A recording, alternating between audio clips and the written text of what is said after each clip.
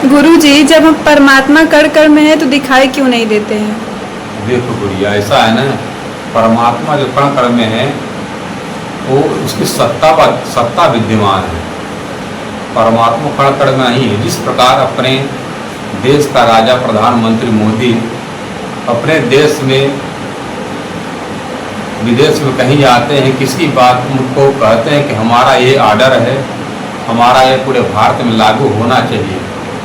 उनका आर्डर पूरे भारत में लागू होता, पर क्या मोदी हर गांव में हर जिले में थोड़ी रहते एक साथ में ही, किसी एक जगह रहते हैं। पर उनका आर्डर जिस तरह पूरे भारत के हर प्राणी को मानना पड़ता है, उसी तरह परमात्मा जो अखंड अविनाशी अक्षरातीत है उसका सत्ता विद्यमान है। जैसे गोस्वामी तुलसीदास जी कहते हैं, हरि व्यापक सर्वत्र समाना, प्रेम से प्रकट होए मैं जाना। और जो परमात्मा जो पूर्ण ब्रह्म है उसकी सत्ता विद्यमान है। यदि कण कण में होती तो संसार में गीता, भागवत, रामायण, पुराण जितने धर्म ग्रंथ बनाने की जरूरत न पड़ती।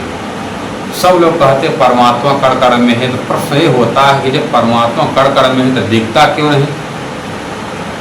और न दिखाई देने के कारण ही होता है परमात्मा की सत्ता विद्यमान, परमात्मा नहीं है। और कबीरदास जी कहते हैं कि पिंड में होता तो मरता न कोई, घट घट में होता देखता सब कोई, पिंड ब्रह्मांड से जो न्यारा सोई सद्गुरु हमारा। जो पिंड है, शरीर है, ये माता पिता के द्वारा पैदा होता है। और यदि शरीर के अंदर पूर्ण ब्रह्म परमात्मा होता तभी ये शरीर मरता नहीं है। इस शरीर मृत्यु को प्राप्त हो जाता है, मर जाता है, क्योंकि इसके अंदर परमात्मा की आत्मा सत्ता के रूप विराजमान है। जब तक आत्मा है तब तक शरीर चल रहा है, फिर रहा है, घूम रहा है, खा रहा है, पी रहा है। और जिस परमात्मा की सत्ता शरीर से आत्मा के रूप में निकल जाती है तब सब कहते हैं परमात्मा व्यक्ति मर गया।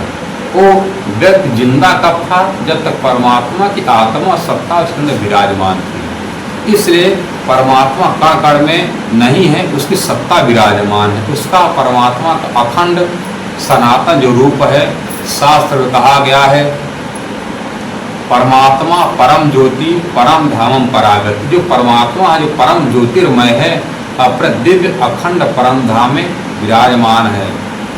परमात्मा परम ज्योति परम धामम परागति, सर्व वेदांत सारो अहम सर्व शास्त्र सुनिश्चित। सभी शास्त्र सभी पुराण यही कहते हैं एक परमात्मा ही सबका मालिक है, उसी का भजन, उसी की भक्ति करनी चाहिए।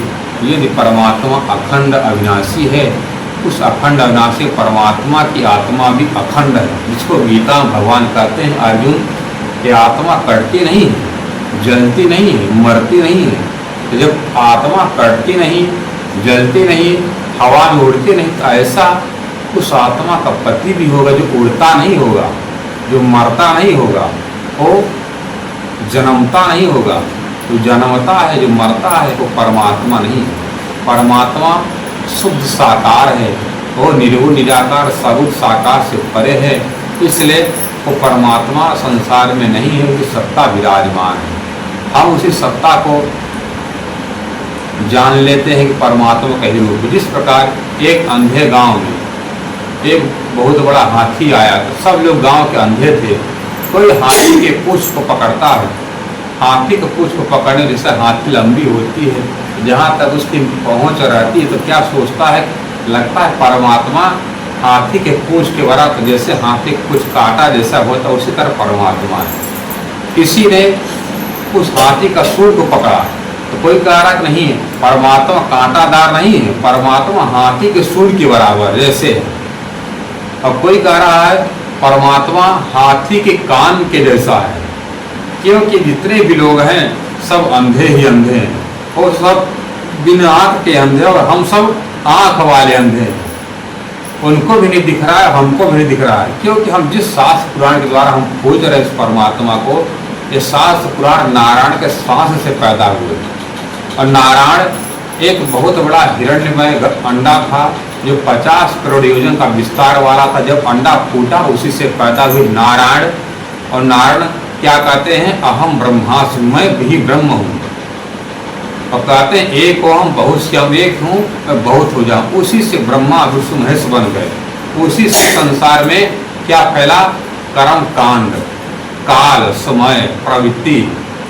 एक काल समय प्रवृत्ति काल निरंजन की शक्ति है। और जब महाप्रलय में स्वर्ग वैकुंठ नारायण आदि नारायण महामाया त्रिकूटा सबका नाश हो जाता है, उस समय एक आत्मा सच्चा पति सच्चा स्वामी अखंड अविनाशी अक्षरातीत ही रहता है, जो गोरखधाम अक्षर ब्रह्म से परे है। उसी परमात्मा का शास्त्र पुराण कहते भक्ति करने के लिए वही सबका मालिक है। बोलो श्री वृंदावन बिहारी लाल की जय।